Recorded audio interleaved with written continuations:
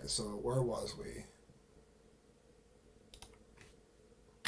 They introduced the opioid pain meds, they introduced the pain scale, and they made pain a right in the hospital, and doctors were giving it like it's the best thing since sliced bread. And then you had addicts that got addicted to it. It's crazy hearing law enforcement acknowledge that big pharma is the root of a lot of the drug addiction issues in America, yet when you look at things, not one executive has ever served prison time, and all these small dealers are getting busted. It speaks to a growing frustration with Americans that the white-collar criminals can get away with anything and get rich, and the little guys get 10, 15, 20 plus years. And then everybody cracked down on it. They did away with it. They're not prescribing it as openly as they used to. And cartels, they pay attention to what's going on and they adjust. They're a business. They're all about money.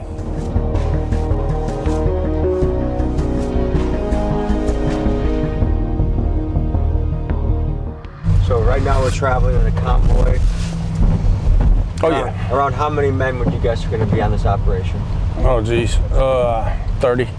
So what we'll do is they'll go in and secure. They'll do their initial entry, the initial search. They'll get everybody that's out in the open secured in handcuffs, and then they'll do a secondary search for anybody that might be hiding, and then we will start the search. Before we see this raid, I wanted to get the scoop from someone who's been raided a few different times. This is Fila. He was a big Memphis drug dealer and OG back in the day, and this is his story.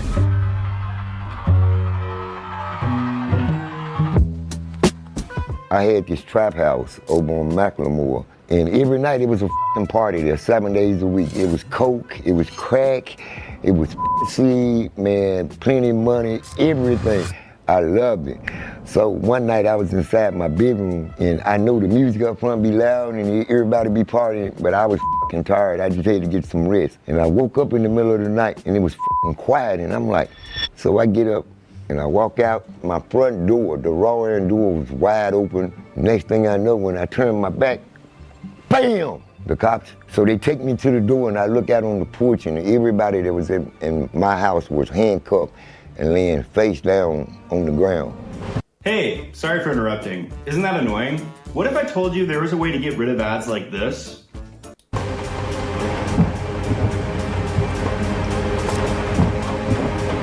So there's a trap house right next to a sheriff's deputy?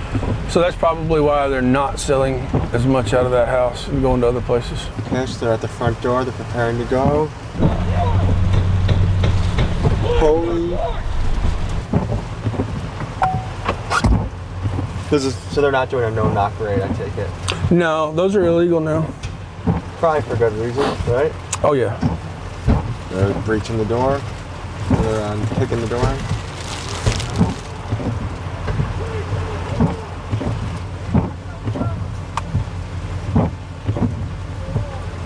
So he's not complying, or is he coming out? So I really don't know at this point. If there was going to be a shootout today, this is the moment when it would happen. For a tense minute, there was a standoff in which all guns were aimed at the house. Thankfully, the suspects decided to surrender peacefully, and after that, the SWAT team conducted their search. So this is actually a female that's our main target.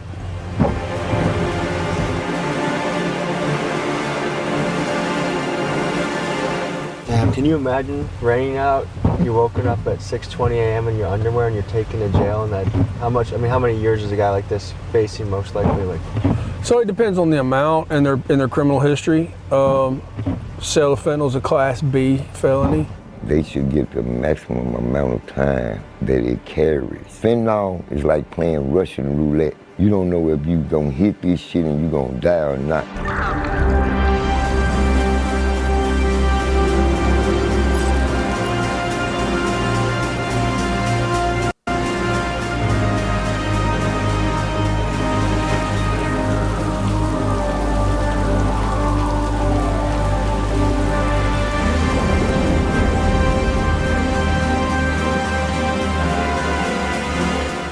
6:30 a.m. the raid was completed without a hitch. Now the rest of the house is being searched. These people were wanted for selling fentanyl. I guess we've been doing this job covering the underworld long enough that I can say I've never met anyone that I would consider evil. I meet people that make really bad decisions. But you gotta draw a line in the sand. Like, is someone that sells a large quantity of fentanyl, are they evil or just a a good person making bad choices? Like, what level of sympathy or grace do you give to somebody like that? It's easy from an outsider, like, oh, the guy just selling drugs to pay his rent. Like, I don't think it's right, but I get it. Okay, that's one level. Another is, she just sold a dose that killed my brother. Like, now it's personal. Like, how many bodies are attached to this fentanyl game? And then, you know, when everything is said and done, how much of this just has to do with poverty and rough situations?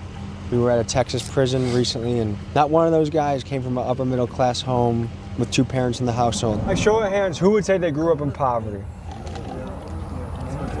Show of hands, how many of you had your father in your life growing up as a kid? How many of you didn't?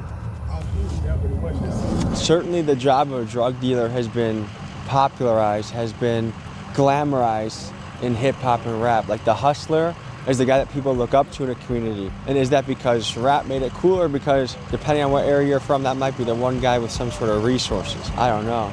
If I'm treating everyone like I'm an older brother and I could give them advice, I don't think I would tell them to do anything that can result in years behind bars. What amount of money is worth time in prison? Like, even if someone said, I'll give you $1 million, but you gotta go away for 10 years. No, I wouldn't take $1 million for 1 year. Some of the law enforcement we spoke to were operating undercover, and for this reason, we had to blur their face for their interviews. For the average guy in the streets out there, can you remind them how much of a bad idea having a switch on you is? Turned it into an automatic pistol, which is an ATF violation, which is a federal crime, you know. And once we do our job, what the actual prosecutors do with it is kind of up to them. The other big problem we're seeing right now, man, is that, man, we're grabbing these dudes and putting them in jail for serious violent crimes, and they're getting out, you know, in a day or two. Like murder? Murder. It's all in the news right now in Memphis, man. They're released, they're RORing guys on first-degree murder charges. What? Yeah, oh yeah. It's in the news. I mean, because it's innocent till proven. First-degree murder charge. 13-year-old and 18-year-old charged with deadly Memphis crime scenes. What?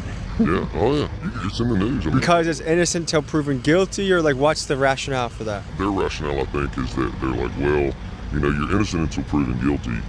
And then they're like, well, this person they arrested doesn't have a job, and they live at home with their mother, or whatever. And I understand a little bit of that. I can empathize a little bit, but when it's a violent felony, bro, and the other thing is, you're right, it is innocent to proven guilty, but law enforcement, I've been doing this for 18 years, man, and law enforcement, in my opinion, we don't put charges like aggravated assault, aggravated robbery, murder. We don't put those charges on people just with a little bit of evidence to make it probable, right? Probable cause. We don't do that. It is hard evidence, man, because I don't want to, even if we have doubt, we're not going to arrest somebody on a charge like that unless we're firmly convinced that they committed that crime. The repercussions of even just being charged and arrested, and maybe even being released later and found that you're innocent of it, like that can follow somebody for the rest of their life. Right now, the people I'm most afraid of are typically like the 15-year-olds. This is Steve Mulroy, the district attorney of Shelby County. He and his team of 110 prosecutors set the tone for how crime is fought in Memphis, the most dangerous city in America. Some in the city praise him for things like increasing funding for the homeless and ending the illegal practice of 48-hour holds of suspects without probable cause. But others, including some of the cops we spoke to, thought he was soft on crime and deserved blame for some of the lawlessness in the city. This is what he had to say.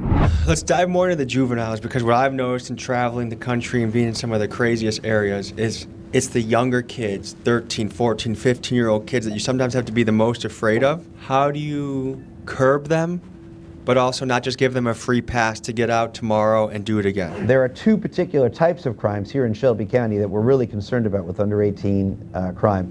One is car break-ins and the other is car thefts. One of the things we're doing to address that problem is we've set up in our office something called the CARS unit in our juvenile court team. And the idea is that the goal is to try to intervene early on where these under 18, but these kids are committing a nonviolent car break-in or a nonviolent car theft. We're trying to intervene before they graduate on to more serious crimes. By the time they come to us, they're already down the wrong path, right? What we really want to do is intervene more upstream, earlier in their lives, where it can be more effective. The people that are doing the killing, especially the young guys, like, what is the psychological profile that it seems like there's been such a loss of value in life? Mm-hmm. What is that? I don't think a lot of these killings are done with any real thought put into it, right? I think it's an emotional response at a moment's notice. So impulse control issues?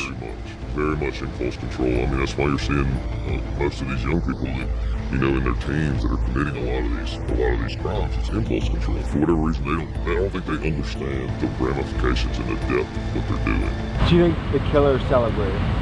Yeah, oh yeah. Man, so-and-so got 2 bodies. He got 3 bodies.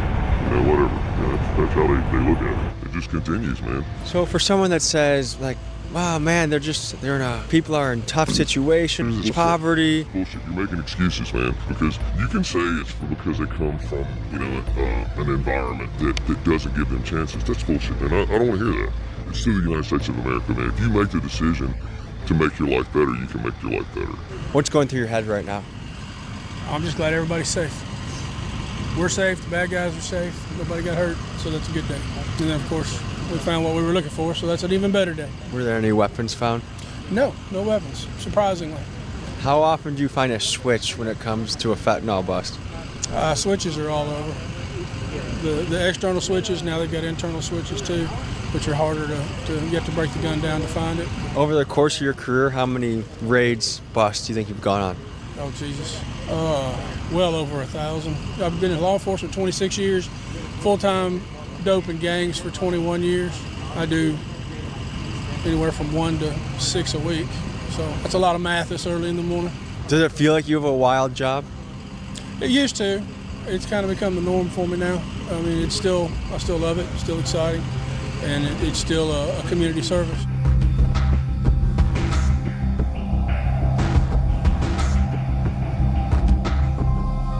How rough is this immediate area that we're in right now?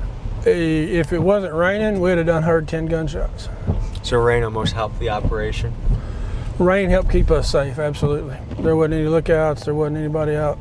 So we're gonna go ahead and process the evidence, count the money, do some field tests on the narcotics that we seized, and start the process that nobody wants, and that's the paperwork. All right, guys, we'll see you at headquarters.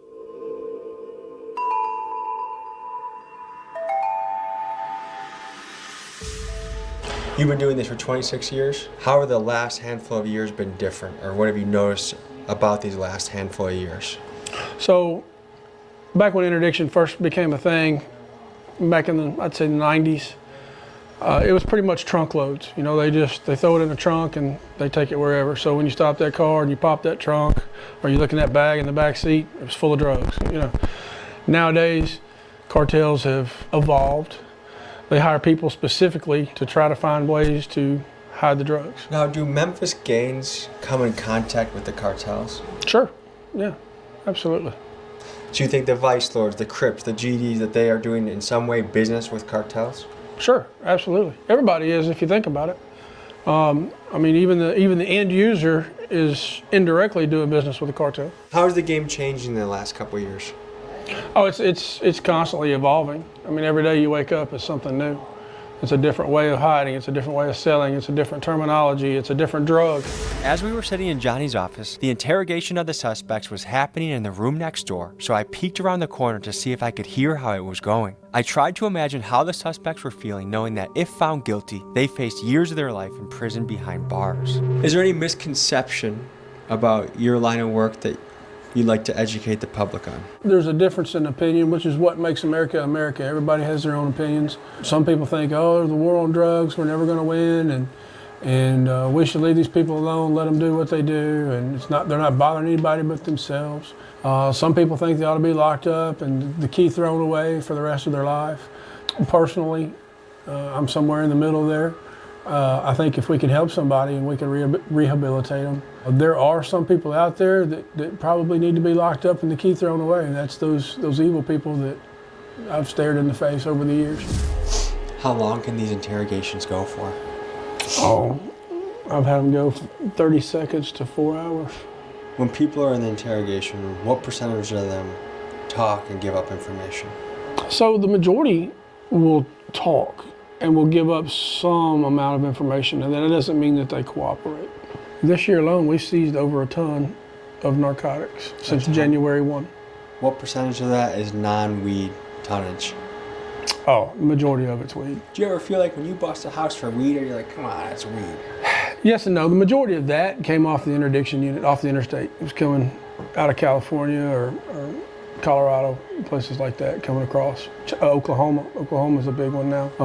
You were speaking earlier about the Chinese marijuana industry, and Oklahoma's ground zero for that. This person here is trying to make the decisions that would determine how many years of their life will be spent behind bars. Let's tell you more about that process. Let's talk about the odds these suspects are facing. If the feds were involved in the raid, the conviction rate in fed cases is over 95%. If it's just the county involved, their chances are decently better in fighting the charge. However, one thing worth noting is that most of these cases never make it to court. The vast majority result in plea deals. And due to the heavy caseload many courts face, plea deals with reduced sentences are often offered to promote cooperation and accelerate the legal process. Another tactic those charged can expect is an attempt by law enforcement to turn them into confidential informants in exchange for a heavily reduced sentence. If they give away key evidence, this information can be used to obtain a warrant to raid the next dealer in the chain. The flip side of this, of course, is the extreme danger of being found out to be a snitch.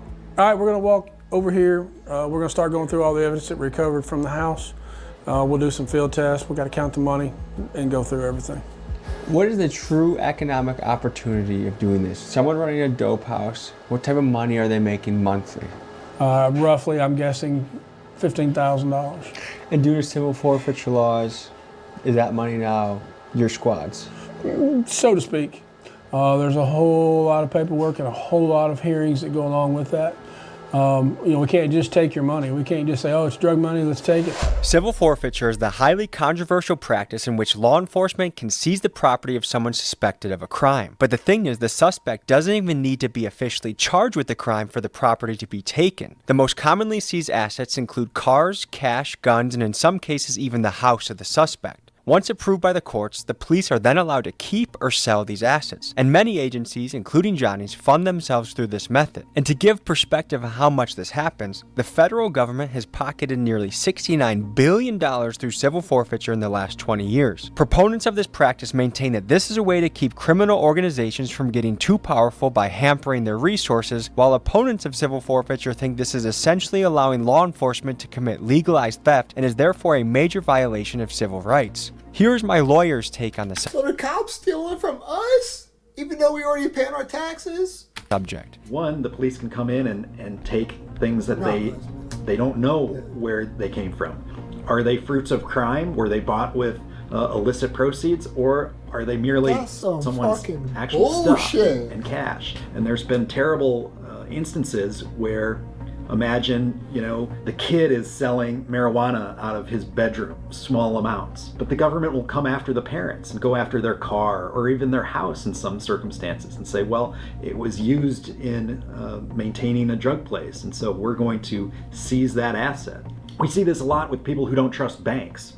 Imagine someone who's just trying to gather a bunch of money and go do something, buy a piece of property, buy a car, maybe save for their own house or their kids' college education. So they're squirreling away money, under their mattress essentially. And the police come in for some related or unrelated reason, and they grab all that money. What's that average citizen going to do against all the government agents and all their lawyers and all the bureaucracy that's built up to take those assets? I'm curious to hear in the comments what your take on civil forfeiture is. In your professional opinion, My take is that's messed up. That is. Ian, what is the quality of the herb, the marijuana that we have on the table right now? Probably pretty good. Smells more like medicinal. Could I offer my table right now? Probably pretty good. Smells more like medicinal. Could I offer my professional opinion? Sure.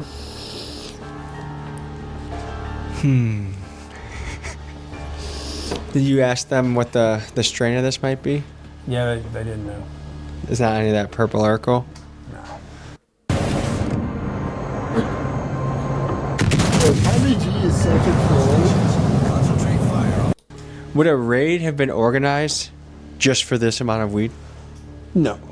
It would have taken pounds and pounds for us to have even thought about it. Tell me about the fake Perk 30s that's been coming up in the streets. Oh God, they're everywhere. They're everywhere, and they're so easy to tell. Real Perk 30s are not as plentiful as the fake Perk 30s that are coming out. And so we'll double count all this, but these are in $1,000 stacks. So if they're all correct, that's 2, 3, 4, 5. Just this one stack right here is going to be $8 grand. Shay, on that tablet right there, 5,000 from the third drawer, room 3.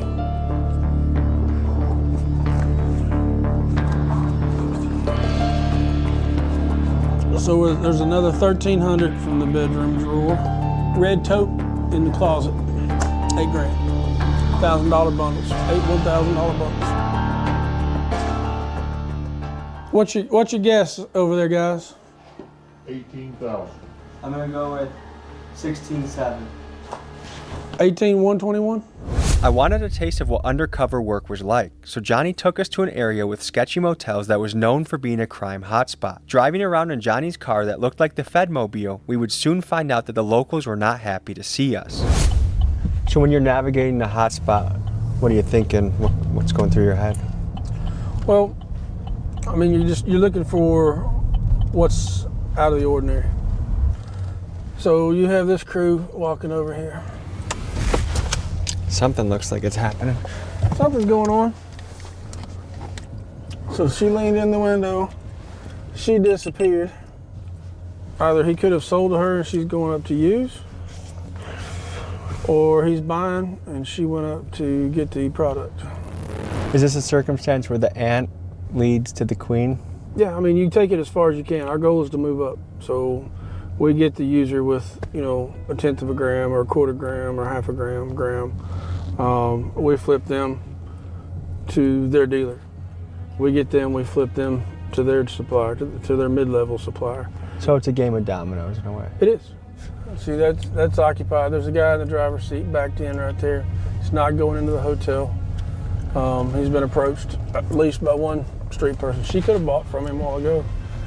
Went maybe put it up in a room for later, who knows. Have you had any close calls doing undercover work? Yeah, I've had a few. Went through a neighborhood. Lady was walking through the hood and waved me down, so I stopped.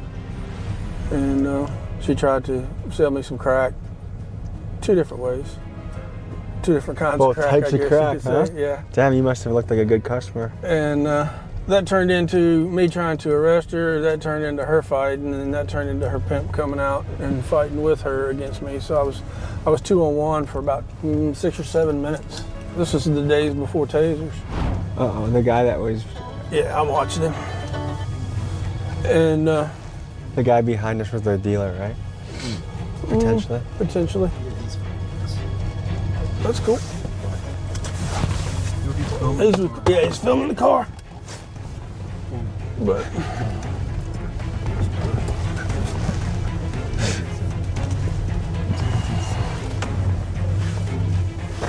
This sketchy potential criminal reverse Uno'd us. You see, instead of Johnny pursuing him, he began pursuing us in an aggressive manner. Folks, in the shadowy underworld, the laws of the jungle apply, and territory can be fought over fiercely, and apparently we were not welcome here.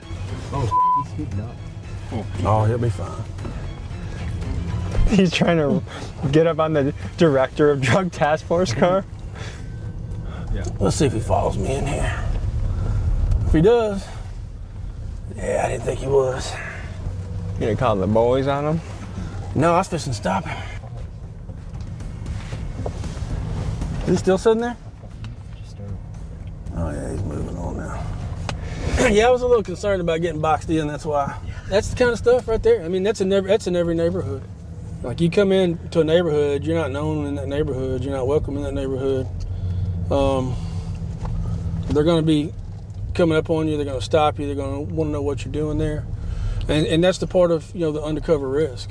Man, this is a job that puts hair on your chest, huh? Yeah. Yeah, I tried doing it for 23 years.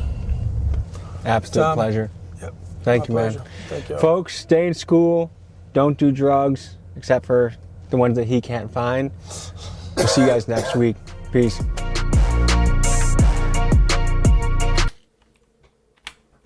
Out was Tommy G inside a SWAT and drug task force raid. And I'll see y'all in the next one.